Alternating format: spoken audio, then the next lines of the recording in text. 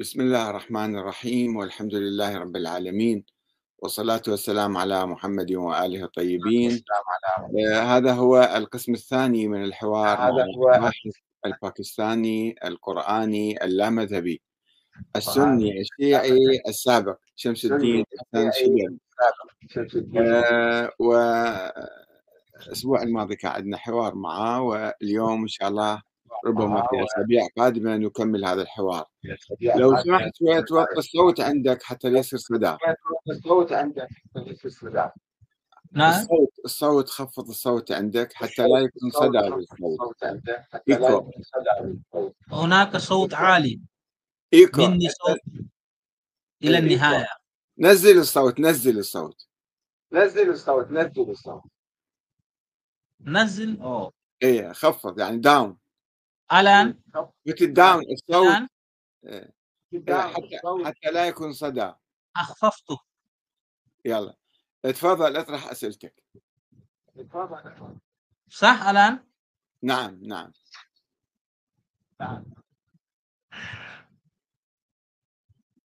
السلام عليكم ورحمة الله وبركاته. وعليك السلام ورحمة الله. أنا أشكرك شكرا جزيلا. لقد أعطيتني وقتك الثمين. كنا في الحلقة السابقة، يعني كان سؤالي الآخر، يعني السؤال النهائي هو الذي كان متعلق بكيف تؤخذ العقيدة، صح؟ فأنت قلت لي العقيدة تؤخذ من القرآن فقط. نعم. ولا من الحديث، الحديث المتواتر ولا الحديث الأحاد. وأنت قلت الحديث المتواتر لا توجد، صح؟ فهناك يعني سؤالي، يوجد حديث متواتر. يوجد حديث متواتر ولكن قليل. يعني متواتر صح قليل. صح، ولكن يعني في العقائد لا يوجد. نعم في العقائد، في باب العقائد. نعم. شكرا. فإذا يعني أنت تركز لإثبات العقيدة الإسلامية على القرآن فقط. نعم نعم صحيح. يا شيخنا المكرم، هناك يعني عقيدة الإمامية لدى الشيعة، يعني الشيعة الزيدية والشيعة الاثنا عشرية والشيعة الإسماعيلية وغير ذلك من الفرق الشيعة، وكذلك عقيدة عدالة الصحابة عند السنة، صح؟ نعم. هل تقول أو هل يعني برأيك هذه العقيدتين خاطئة أم صحيحة؟ إن كانت خاطئة لماذا؟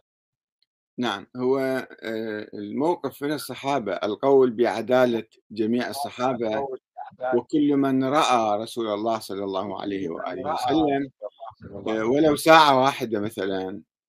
هذا قول بعض علماء السنة وليس كل علماء السنة. في التاريخ كان في نقاش في هذه المسألة.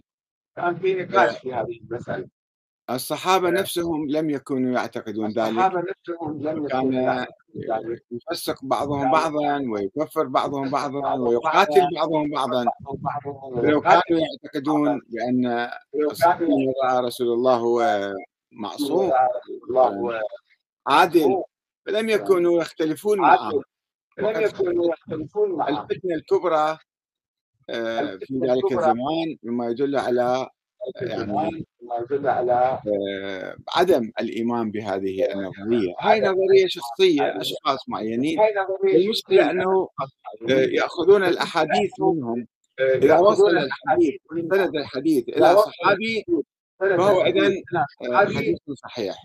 هذا في نظر يمكن أن نراجع هذا الموضوع، أنه لا، ليس كل ما روى الصحابة. مثلا هناك رواية تروى عن معاوية بن أبي سفيان أن الخلافة في قريش عن رسول الله، ينقل هذا الحديث عن رسول الله، وهذا مو صحيح. الرسول لم يقل ذلك.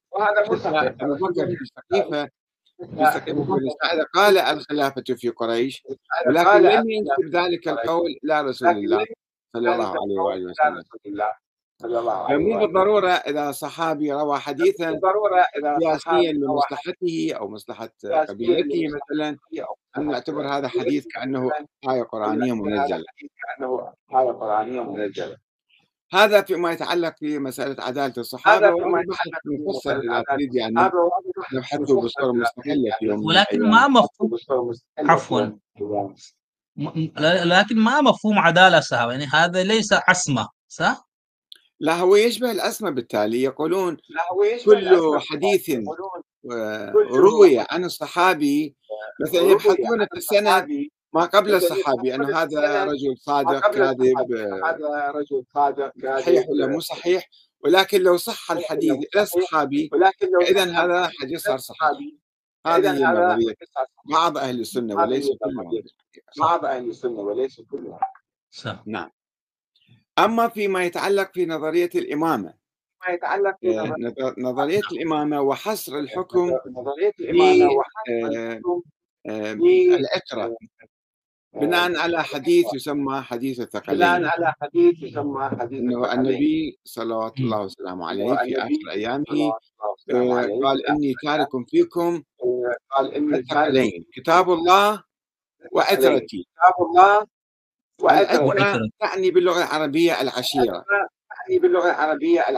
العشيرة تسمى العترة، أبناء العام وأبناء العشيرة.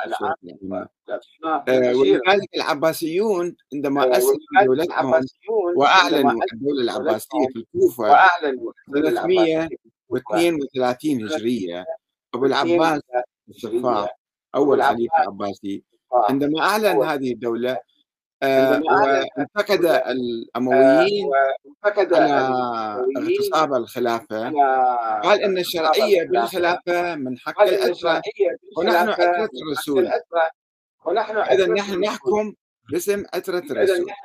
هذا الحديث في الحقيقة يعني حديث خبر آحاد، هو ليس متواتر، وفيه عدة صيغ وعدة أشكال، وحديث متطور أو يعني متغير وملعوب فيه. يعني الحديث الأساسي أن النبي قال إني تارك فيكم ما تمسكتم به لن تضلوا بعدي، القرآن الكريم، القرآن الكريم فقط.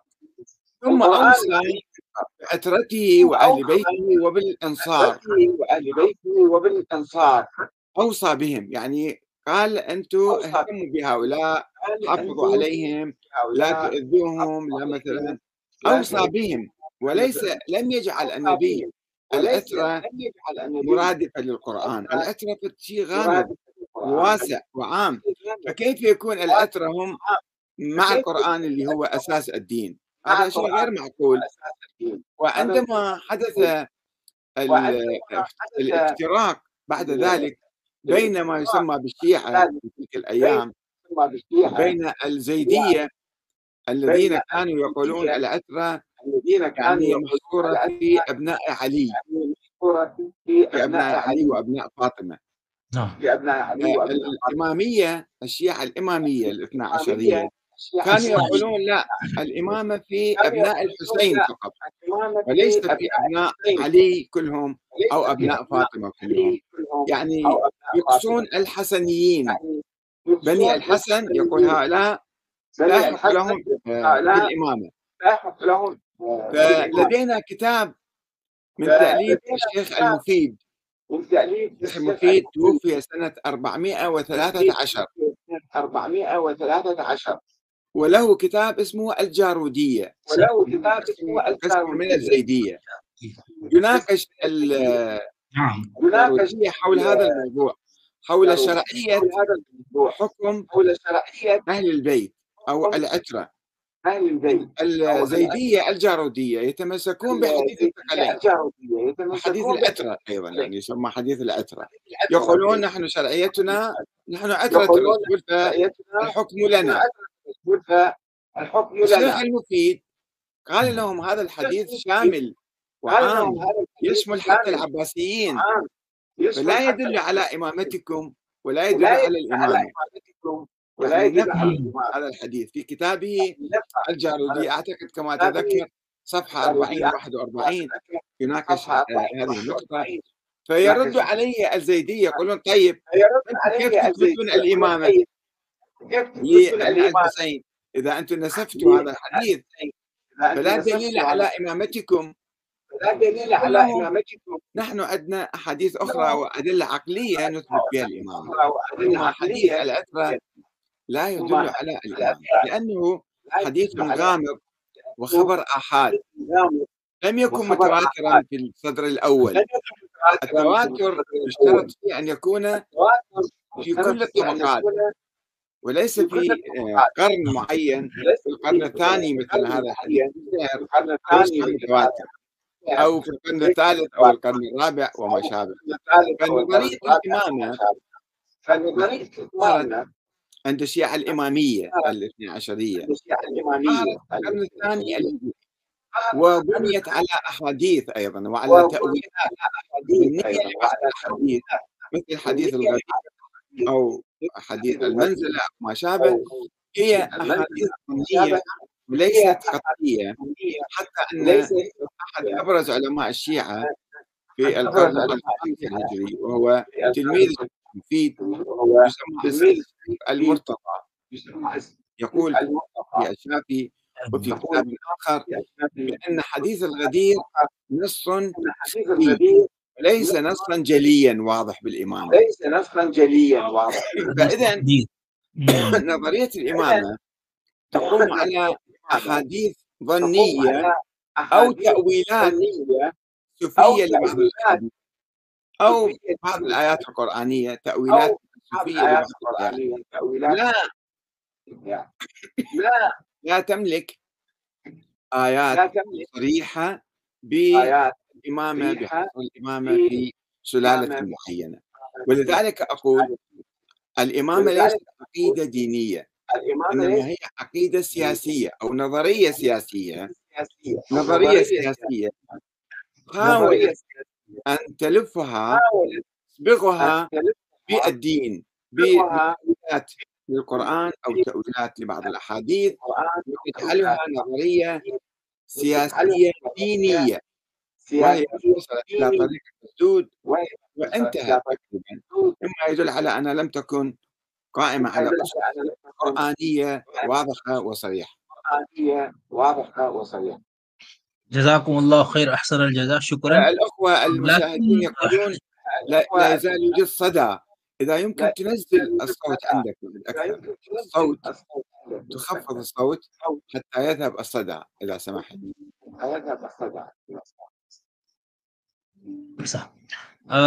الآن أرجو إن شاء الله الصوت يكون صحيح. يا شيخنا، يعني حين نقرأ القرآن والأحاديث الأحاديث الشيعة والسنة، يعني فلا نجد يعني حديث الذي يدل على عدالة الصحابة. نعم، هناك آيات وأحاديث تدل على فضائل الصحابة، وكذلك الآيات في ذم الصحابة أيضا، صح؟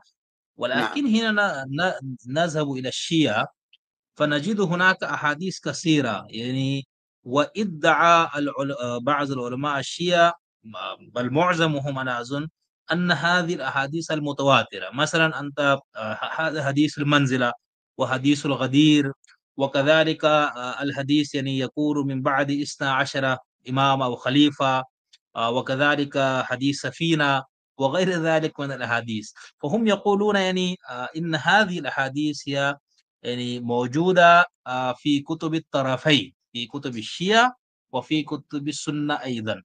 نعم. ولكن أنت يعني أنت تقول يعني هذه الأحاديث ليست من المتواترة. ولماذا علماء الشيعة هم يدعون أن هذه الأحاديث المتواترة؟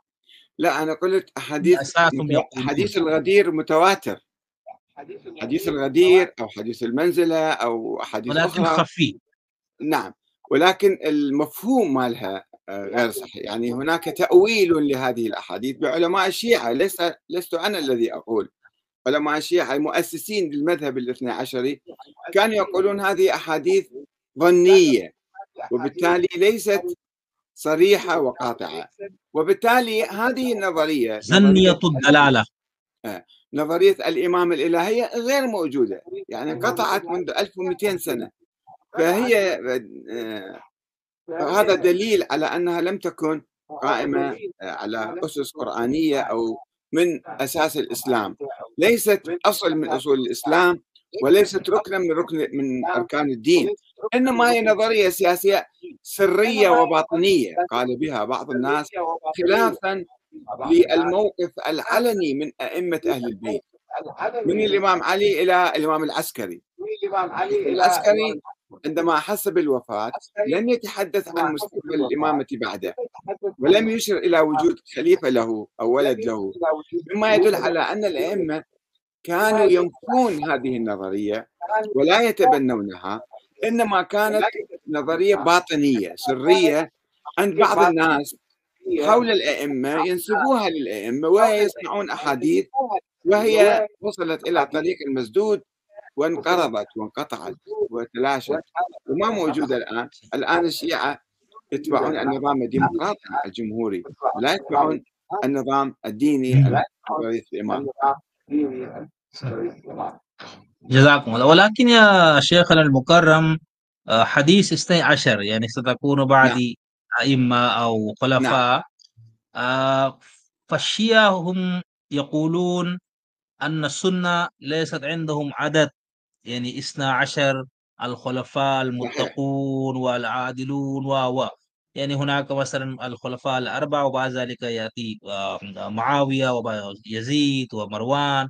وهم يقولون فهذا الحديث نص صريح على عقيدة إمامة الاثنى عشر.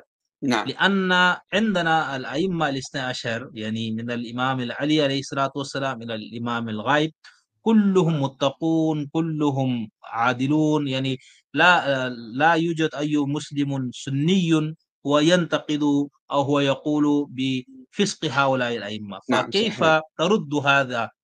نعم هذا من ناحيتين في الحقيقة.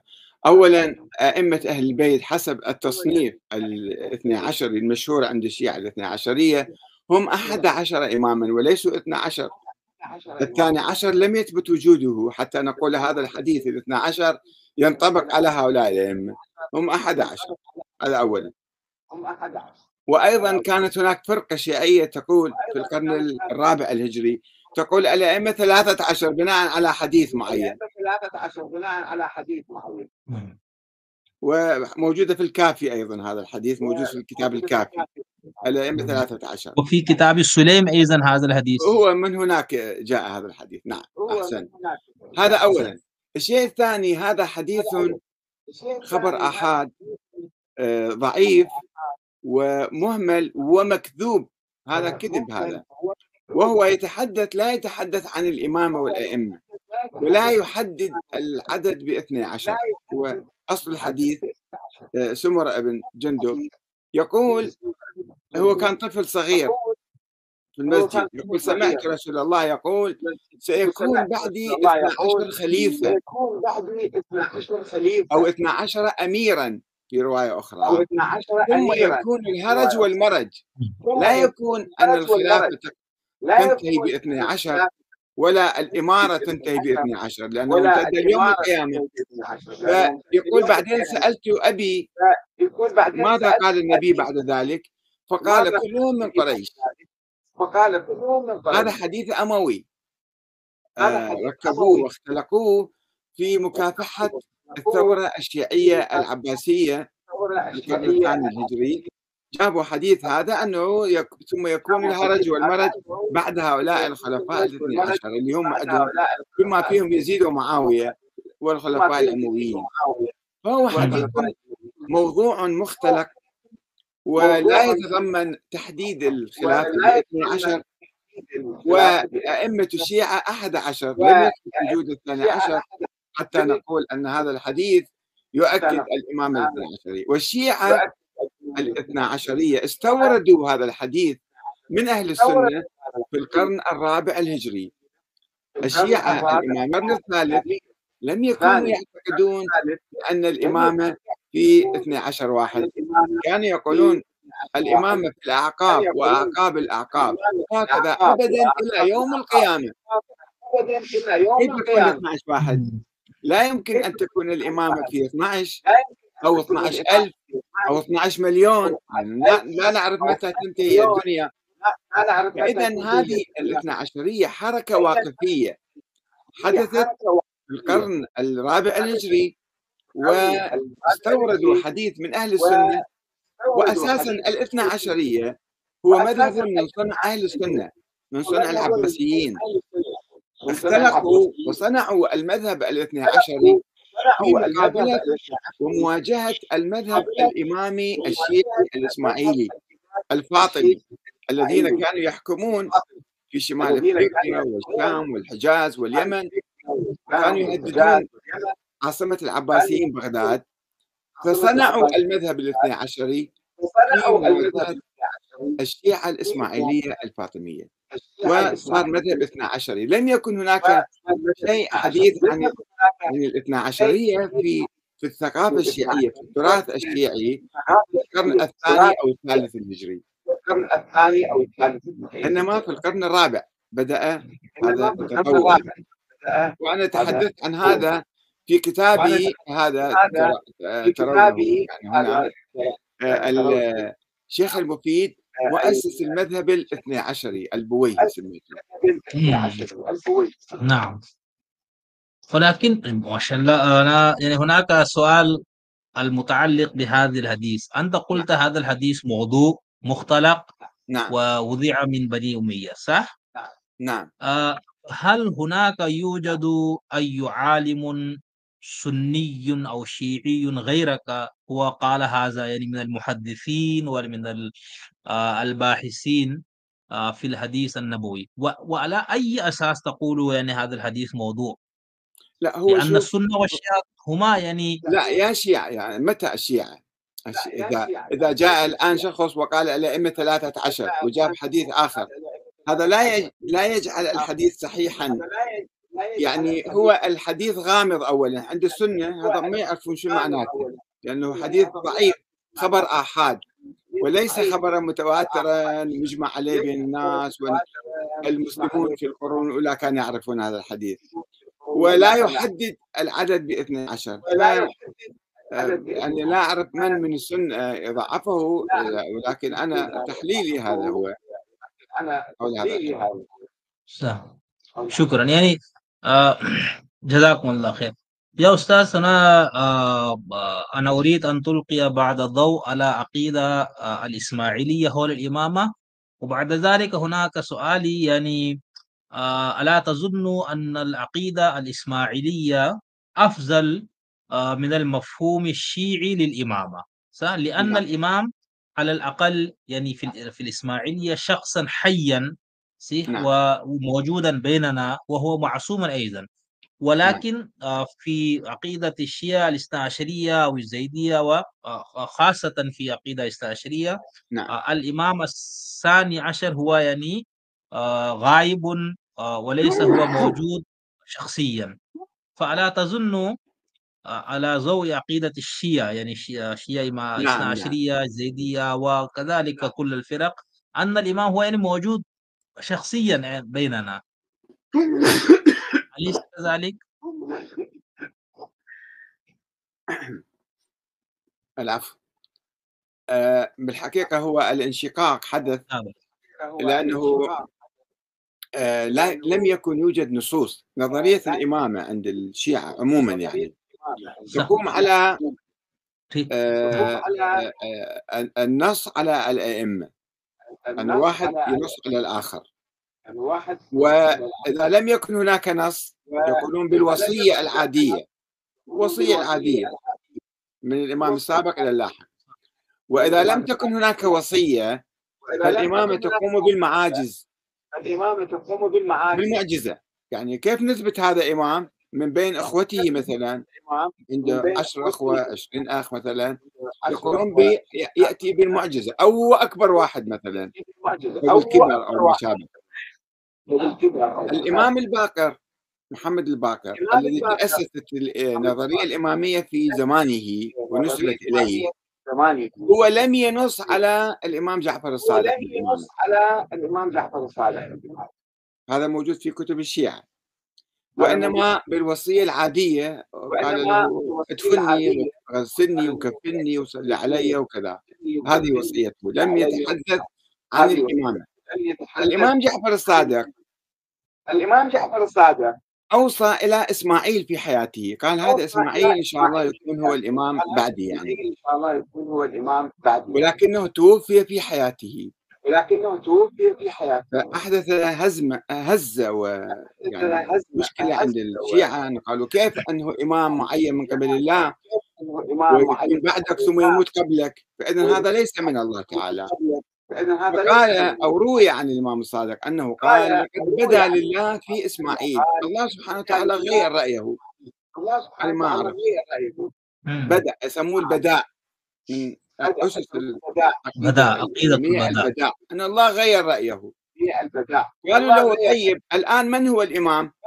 قال تأتون بعد وفاتي وترون الجالس في مجلسي والذي يدعي أكبر أولادي هو يصير الإمام. وكان عبد الله الأفطح. فجاء الشيعة ورأوا عبد الله الأفطح هو جالس في مجلس أبيه الصادق فآمنوا بإمامته، ما عدا الإسماعيلية والناووسية. الناووسية قالوا الإمام الصادق لم يمت، هو غاب، هو المهدي المنتظر وسوف يظهر ويعود. أجمعوا على إمامة عبد الله الأفطح، ولكنه توفي بعد فترة وما كان عنده أولاد، هم احتاروا أين يذهبون، وتفرقوا 3 فرق. فرقة قالت أنه هو لديه ولد مخفي واسمه محمد بن عبد الله وهو المهدي المنتظر. وفرقة قالت لا، لم نرى له ولدا، ما شفنا بالظاهر عنده ولد. فانتقلوا إلى أخيه موسى بن جعفر وقالوا نجمع بين عبد الله الأفطح وموسى بن جعفر. الموسوية قالوا لا، ما يجوز ما دام هذا ما عنده أولاد، ولا يجوز أن تكون الإمامة في أخوين الحسن والحسين، فلا بد أن نشطب على اسمه، فشطبوا على اسمه. الإسماعيلية الذين مات إسماعيل في حياة الصادق منهم قالوا إسماعيل لم يمت، قالوا إسماعيل اختفى وهو المهدي المنتظر، فالإمام الصادق أخفاه. ثم بعد فترة قالوا هو يعني انتقلت الإمامة في ذريته،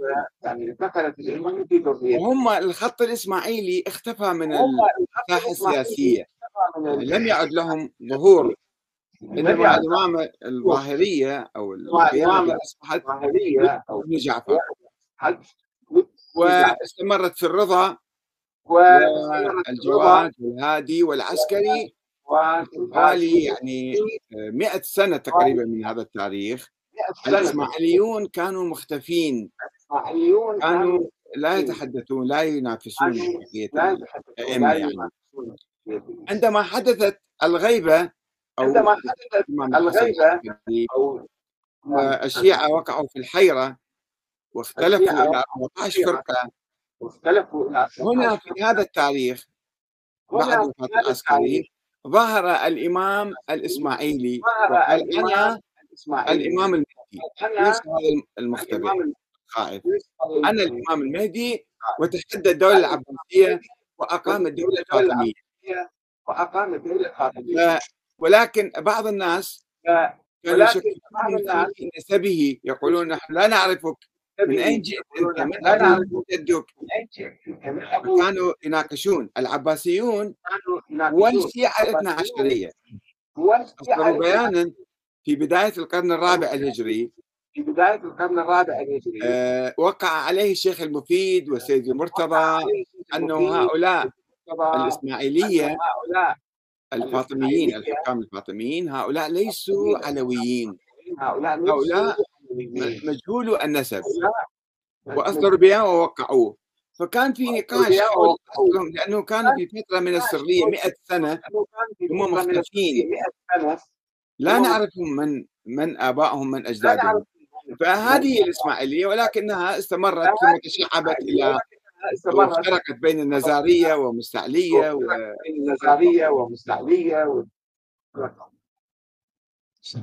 شكرا.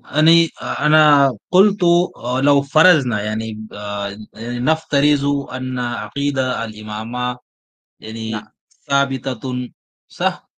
ولكن يعني كانت سؤالي حين نطالع ونقرأ عقيدة الإمامة، نعم فعقيدة الإسماعيلية هي موافقة نعم، لعقيدة هي الإمامة، أقوى أليس من كذلك؟ الإمام الغائب، هي أقوى من هي أقوى من نظرية نعم، هذا يعني الاثنى عشر نعم، الغائب. هو هذا السؤال الإشكال الذي أخذه الاثنى عشريون على الإسماعيلية، يأتي عليهم أن هذا الإمام الغائب لو ظهر كيف نعرف أنه هو محمد بن الحسن العسكري ونحن لم نره، لا نعرفه، فهذا الإشكال أيضا قائم.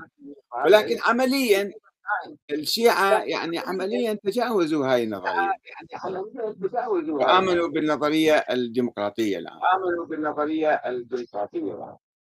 يعني فهناك الإسماعيلية تنقسم إلى قسمين، نعم النزارية والطيبية. هذا يعني نعم في شبه القارة الهند مثلا نعم، هناك هذا بوهري، البهرة، المستعلية تنقسم إلى طيبية وداودية، والبهرة هم الداودية. داود، نعم. ولكن فرقة أخرى اسمها الطيبية تنتظر إماما غائبا عندهم، الطيب يعني يسموه، صح. وهو طفل صغير وغاب يقولون. هؤلاء موجودين في اليمن وفي نجران في السعودية. يقولون لو تسمح يا أستاذ، تغلق المايك، لو يسمح يقولون أغلق يعني سكر المايك أكثر،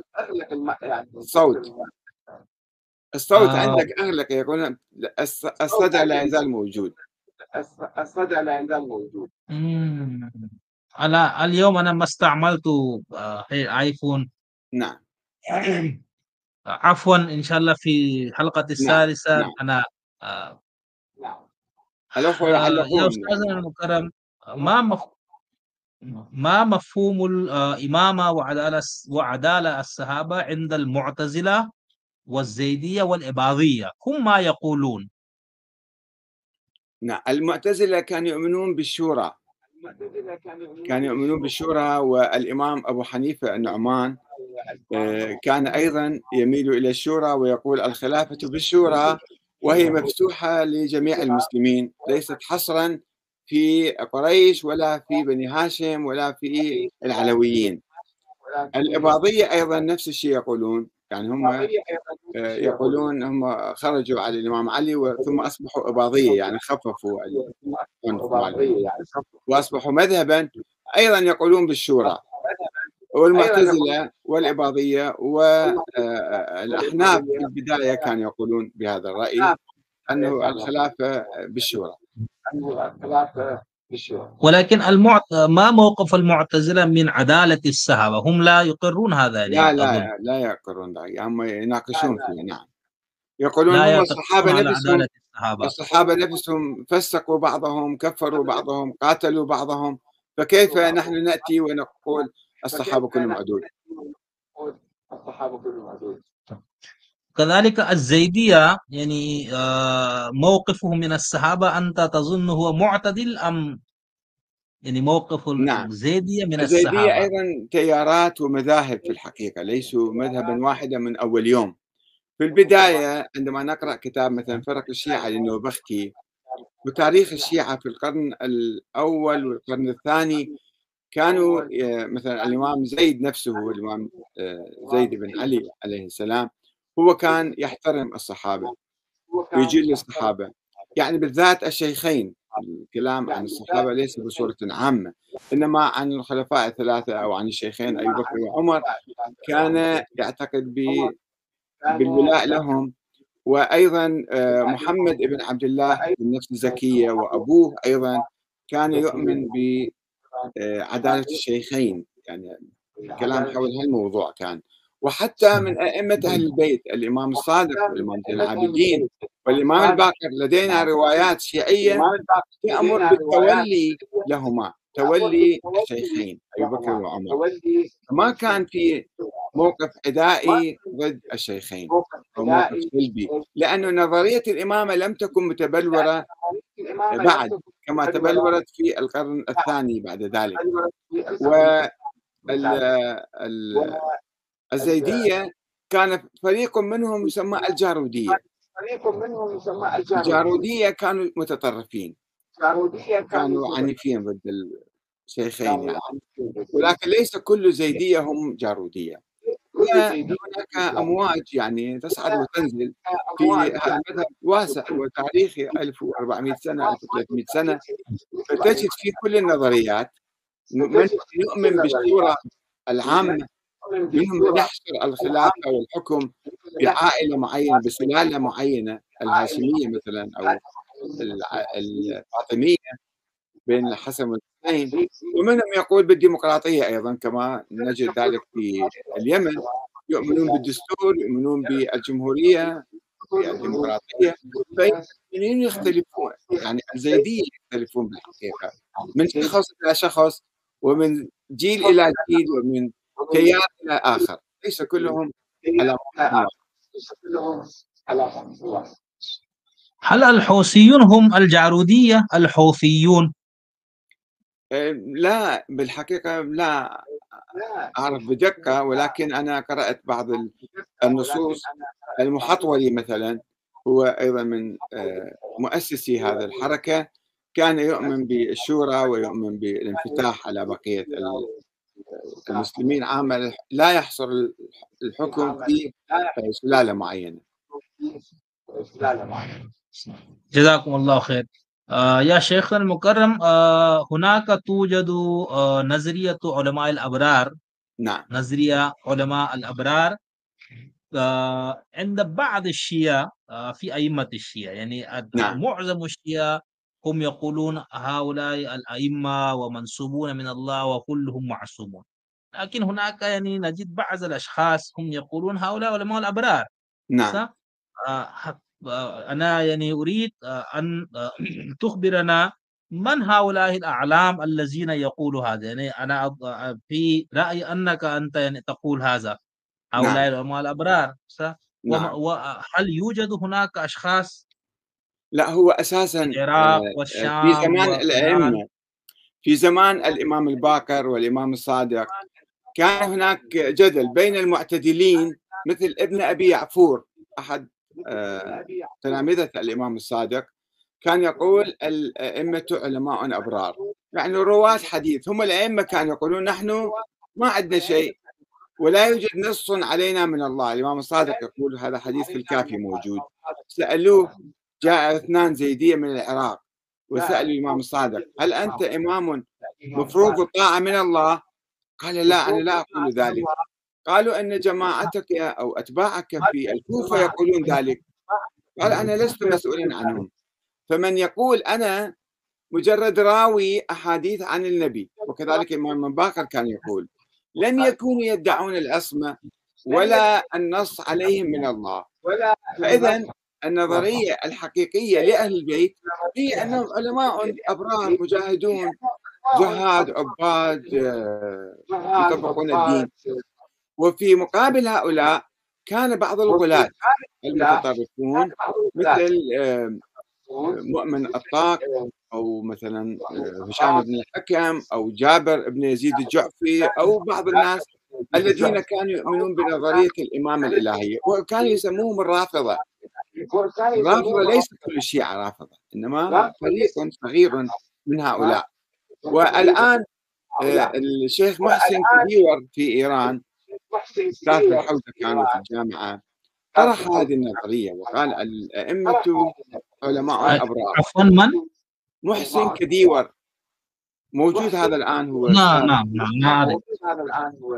كتب كتابا حول هذا الموضوع، أنه الأئمة ناس عاديين، إذا احنا نفينا أو حذفنا العصمة والنص عليهم من الله، وهذه نظريات دخيلة وليست نظريات أهل البيت، فإحنا ماذا نقول عن الأئمة؟ ماذا نعتبرهم؟ إنهم علماء أبرار. فهل مثلا آية الله البرقعي أيضا هو كان يعتقد أو هو يعتقد على أئمة المعصومين؟ آية الله برقعي أبو الفضل البرقعي كان سابقا هو زميل الإمام الخميني، وكان يعني عالم كبير وقام بتحقيقات كثيرة. لا، هو بالحقيقة تطور كثيرا ولم يعد ورحمة الله توفى هو رحمة الله عليه، لم يعد يؤمن بنظرية الإمامة الإلهية ولا بوجود الإمام الثاني عشر الغائب، وكان يقول كل هذه النظريات مو صحيحة. نعم. لكن هنا يعني نقول أو نعتقد أو يعتقد الشيعة على عن الأئمة المعصومين أنهم علماء الأبرار ليسوا أئمة المعصومين والمنسوبين. فأحاديث الشيعة كثيرة يعني في نعم. الكافي وفي البيار وفي نعم. في كل الكتب، خاصة في يعني نحن هنا نقرأ هذا يعني أصول الكافي، فهناك نعم. يعني توجد أحاديث كثيرة. صحيح. فأنت تقول هذه الأحاديث كلها موضوعة. نعم. نعم. كلها موضوعة. وإذا صححنا النسبة للإمام الباقر، إذا صححنا العلماء الرجال الشيعة بعضهم يقول هذه أحاديث صحيحة، هي تأتي إلى الإمام الباقر، يقولون الإمام الباقر كان يقول أنا إمام معين من الله. هذا مو صحيح، لم يقل ذلك ولا يمكن أن نثبته. ولو افترضنا أنه الباقر أو الصادق أو أي إمام قال هذا الكلام، فهذا يحصل دور. نحن يجب أن نثبت إمامته من الله في البداية، من القرآن الكريم مثلا أو من الرسول الأعظم، ثم نأخذ حديثه. أما أنه نأخذ حديثه وقبل أن نثبت إمامته، هذا يصبح دور، والدور في المنطق باطل. فلا يجوز أن نعتمد على هذه الأحاديث. هل هي في نظري موضوعة والأئمة كانوا ينفوها، وهي نظرية باطنية سرية يعني من تحت لتحت كانت تروى، وليس نظرية علنية. عندنا 5 دقائق بعد إذا سمحت.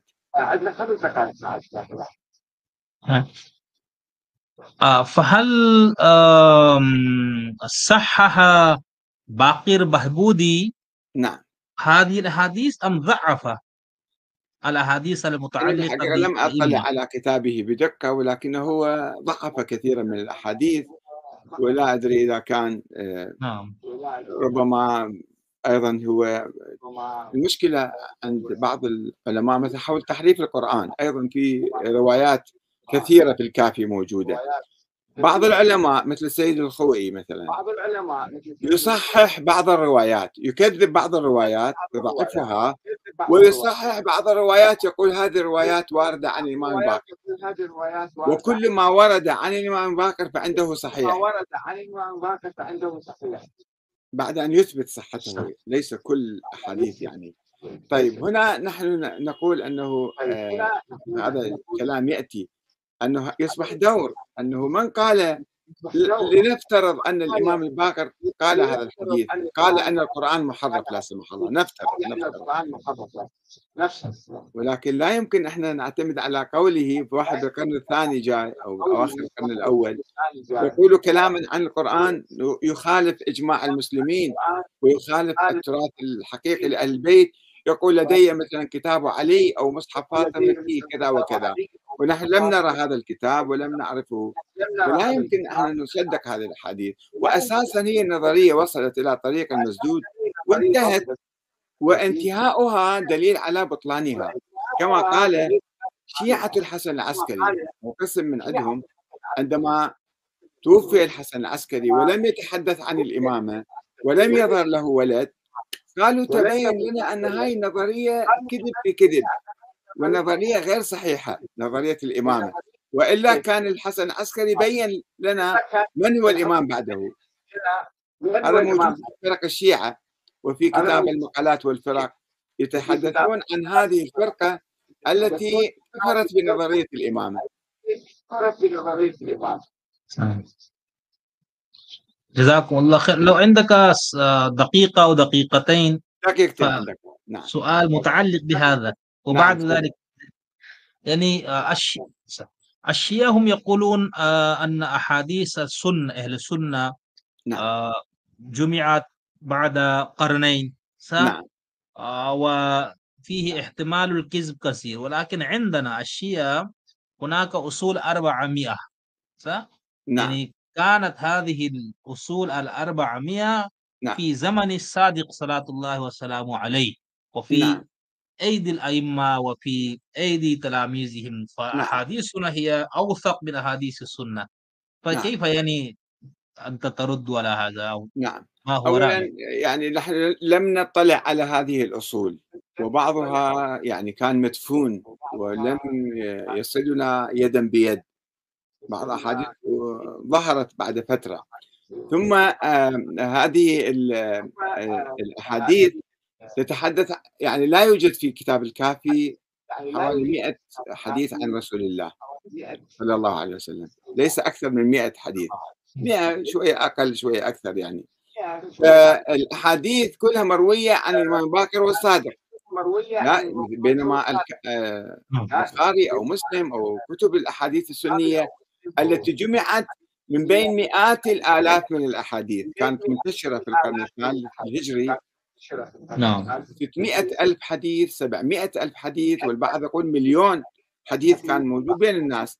فالبخاري جمع هاي الأحاديث وغربلها وصفاها واختار 4000 5000 حديث منها، كذلك فعل مسلم. فالأحاديث اللي واردة عند الشيعة أحاديث متناقضة أيضا، يعني حتى أن الشيخ الطوسي عندما أراد كتب كتاب الاستبصار والمبسوط قال أن هاي الأحاديث لأن في كل مسألة هناك أحاديث متناقضة، واحد يقول حلال واحد يقول حرام، واحد يقول مكروه واحد يقول مستحب، واحد يقول يعني في تناقض بين هذه الأحاديث. وحتى في زمن الأئمة في زمن الإمام الباقر ولدينا أحاديث موجودة أنه كانوا يسألون قرارة أو غيره كانوا يسألون الباقر أن الأحاديث التي تروى عنكم دائما أحاديث متناقضة والشيعة مختلفين حولها، واحد يقول الإمام يقول كذا واحد يقول لا الإمام ينفي هذا الموضوع، ماذا نفعل؟ هذا أحاديث عديدة موجودة. يسأل التلامذة أنه ماذا نفعل في التناقض؟ يقولون ارجعوا للأشهر للأكثر مثلا الذي يتفق مع القرآن الذي في شروط الترجيح بين الأحاديث. في زمن الأئمة كانت الأحاديث متناقضة والروايات عنهم، الإمام يجلس في المدينة والناس في الكوفة يؤلفون الروايات والأحاديث وينسبونها للأئمة، وهي لم تكن موقعة هذه الأصول الأربعمائة، لم يوقع عليها الأئمة، الأئمة نفسهم لم يكتبوا كتابا في الأحاديث أو في تفسير القرآن أو في أي شيء. فإذا لا اعتبار لهذه الأصول الأربعمائة التي وجدت وجادة، والوجادة يعني هذه من أضعف طرق الرواية. ثم نشوف إحنا كتاب الكافي، العلامة المجلسي يقول 4 أخماس الكافي غير صحيحة ضعيفة، 4 أخماس 9500 حديث وأكثر أحاديث ضعيفة في كتاب الكافي بتقييم المجلسي العلامة صاحب كتاب بحار الأنوار، ويقول 2000 حديث فقط صحيح و4000 حديث حسن عن النص. يعني كيف نحن نعتمد على هاي الأحاديث؟ لا يمكن الاعتماد عليها. شكرا جزيلا. شكرا لك جزاكم الله خير. الله. فعندي يعني أسئلة أخرى كثيرة، إن شاء الله في الأسبوع القادم نرجو منك أن تؤتيني حلقات يعني إن شاء الله في إن شاء الأسبوع. الله. أهلا وسهلا بكم، مرحبا. جزاكم الله، طال الله عمرك الشريف. وأنا أدعو لك إن شاء الله الله يطيل عمرك ويبارك في صحتك شكرا. وفي الله عافيتك. يسلمك. جزاكم الله خير، استفدنا كثيرا منكم وسنستفيد إن شاء الله. في أمان الله. في أمان الله. إلى اللقاء إن شاء الله الأسبوع القادم. في أمان الله تعالى.